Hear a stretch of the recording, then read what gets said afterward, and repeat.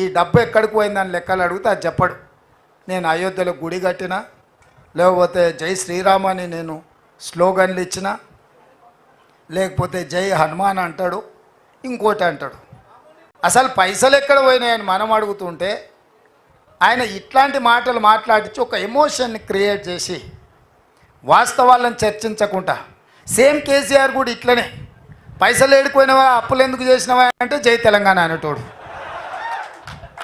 జై తెలంగాణ కాదని ఎవరు అన్నారు? జై శ్రీరామ్ కూడా ఎవరు కాదా అంటారు? లెక్కలు అడిగే వరకల్లా ఆయన అడ్డం పెట్టుకోనికే ఇలా ఇట్లా తయారాడు. లాలూ ప్రసాద్ ఓ మాట చెప్పిండు. ఓ గాడిద ఉన్నది రజకునికి. ఆ గాడిద మీద ఒక దుప్పటి ఉన్నది, దుప్పటి మీద శ్రీరాముడు బొమ్మ ఉన్నది. అది ఊరిలో ఏ చేను మేయడానికి పోయినా ఎవరేమనేటోళ్ళు కాదు, దాని మీద దేవుడు శ్రీరాముడు కనిపించదు కాబట్టి దండం పెట్టేటోళ్ళు. గాడిద అనుకున్నది, అబ్బా ఈ ఊర్లో అందరు నన్ను చూస్తే భయపడుతురు, నేనంటే భక్తి అందరు దండం పెడుతురు అనుకున్నాను. ఓ రోజు ఇట్లనే దొంగ చేను మేయడానికి పోయినప్పుడు ఆ దుప్పటి చెట్టుకు తగిలి అది పోయింది. దాని మీద కప్పిన దుప్పటి లేదు, దేవుడు కనిపించలేదు. పోయి చేనులో పడంగానే గుత్ప తీసుకొని కొడితే దాన్ని నడుము ఇరిగింది. అంటే గాడిద కూడా రాముడిని దుప్పటిగా మార్చుకొని మీద కప్పుకుంటే మన ప్రజలు మంచోళ్ళు కాబట్టి చేను మేసినా కూడా దానికి దండం పెట్టిర్రు. ఇవాళ కూడా బీజేపీ వాళ్ళు రాముడి ముసుగేసుకొని తిరిగినంతకాలం పెట్టిర్రు. ఇవాళ ముసుగు తొలగిపోయింది. ఇక బీజేపీ వాళ్ళ నడుము ఇరిగేది ఒక్కటే పెండింగ్ ఉంది ఎన్నికలల్లా.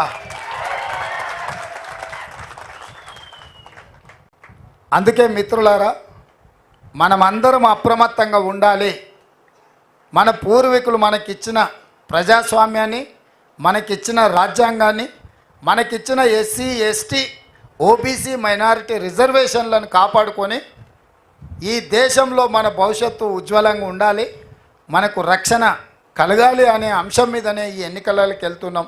ఇది స్పష్టంగా ప్రజల దగ్గరికి తీసుకెళ్ళండి. చెప్పండి స్పష్టంగా ప్రజలకు. దేవుడు గుడిలో ఉండాలి, భక్తి గుండెల్లో ఉండాలి తప్ప పోలింగ్ బూత్లో రాజకీయ వ్యవహారాలకు దేవుడిని వినియోగించకూడదు అన్న సంగతిని స్పష్టంగా మన మీడియా, సోషల్ మీడియా ద్వారా ప్రజలకు వివరించి 10 సంవత్సరాలు కేసీఆర్, 10 సంవత్సరాలు నరేంద్ర మోడీ, ఒక ఆయన ముఖ్యమంత్రి, ఇంకొక ఆయన ప్రధానమంత్రికి కొనసాగినారు. వాళ్ళు మూడోసారి పదవులలో కూర్చుంటారంట. కానీ 100 రోజుల్లో 6 గ్యారెంటీలలో 5 గ్యారెంటీలు అమలు చేసినా మనం దిగిపోవాలంట. పనిచేసిన ప్రభుత్వమే పడిపోవాలంట.